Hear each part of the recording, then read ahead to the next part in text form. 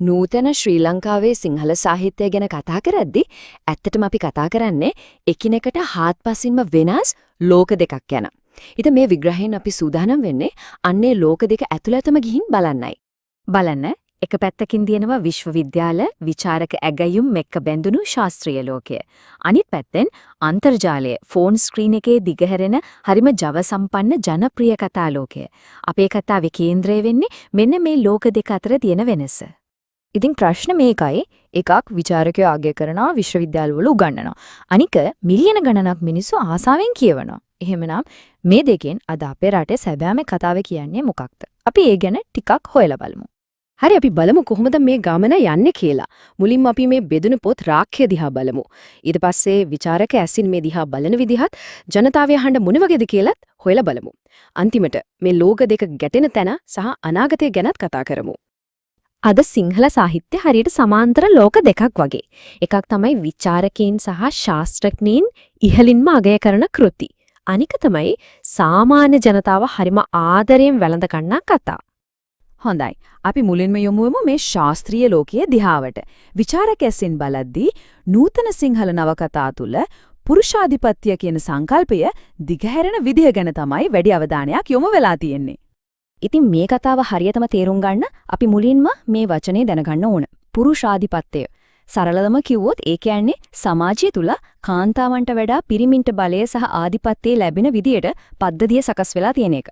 ඉදිරියට අපි කතා කරන නවකතා තේරුම් ගන්න මේක හරිම වැදගත්.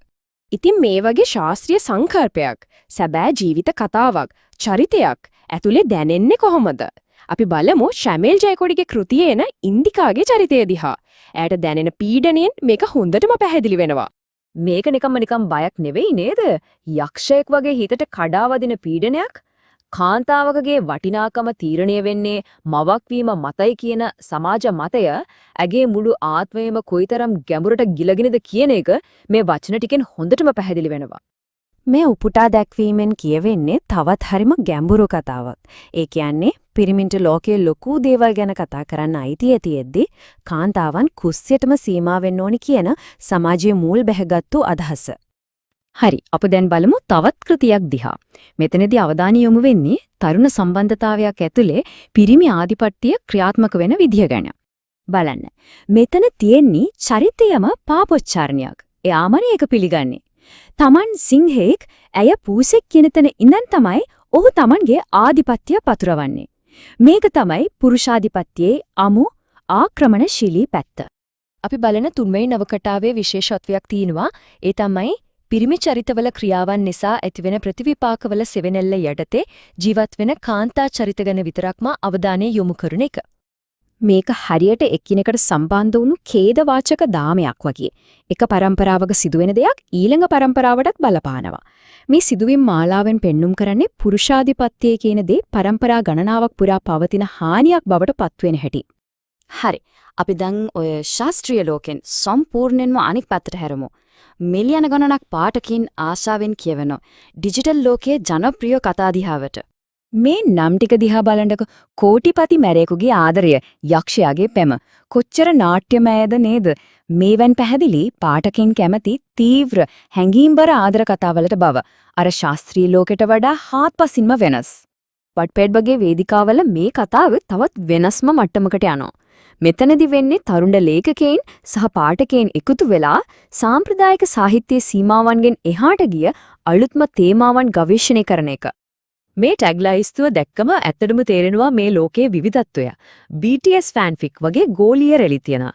ඒ වගේම dark romance, girl x girl, boys love වගේ සමාජයේ සාම්ප්‍රදායිකව කතා නොකරන තහනම් විෂයන් පවා මෙතනදී නිර්භීතව ගවේෂණය කරනවා.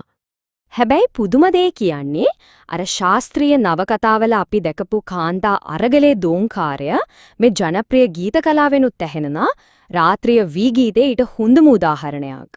තමන්ගේ සැමියාගේ හැඟීම් විරහිත ක්‍රූර හැසිරීම ඉස්සරහා බිරිඳක් විඳින නිහඬ වේදනාව මේ වචන ටිකෙන් කොයිතරම් සංවේදීව ප්‍රකාශ වෙනවද? ඉතින් මේ ලෝක දෙක මේ සාහිත්‍ය ධාරා දෙක කොහෙවත් එකට හම්බෙන්නෙම නැද්ද? අපි බලමු. මේකට හොඳම තැනක් තමයි කීර්තිමත් ස්වර්ණ පුස්තක සම්මාන උළෙල. බලන්න මේ සම්මාන සඳහා කෙටි ලයිස්තුගත වෙලා තියෙන කෘති දිහා මෑතකදී වෙච්ච අරගලය ගැන, යටත් විජිත ඉතිහාසය ගැන, ගැඹුරු සමාජ ප්‍රශ්න ගැන විචාරක ඇගීමේට ලක් වෙන්නේ මේ වගේ තේමාවන්. අර ජනප්‍රිය ප්‍රබන්ධ ලෝකයේ ආදර කතාවලට වඩා මේවා කොයිතරම්නම් වෙනස්ද? ඉතින් මේ ඔක්කොම එකතු කරලා බැලුවම අපි ඉන්නේ කොතනද? මේ බෙදීමෙන් අපිට තේරුම් ගන්න පුළුවන් මොනවද? අනාගතය ලියවෙන්නේ කොහොමද? එහෙනම් අවසානයේදී අපිට ඉතිරි වෙන්නේ මේ පැහැදිලි බෙදීම.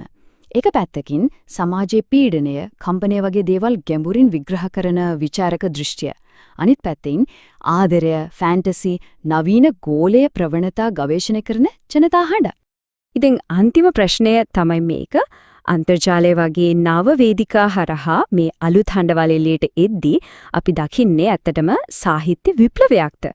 එහෙම නැත්නම් හැමදාම තිබුණු මිනිස් අරගල, මිනිස් හැඟීම් අලුත් මුහුණුවරකින් ඉදිරිපත් වෙනවා විතරද?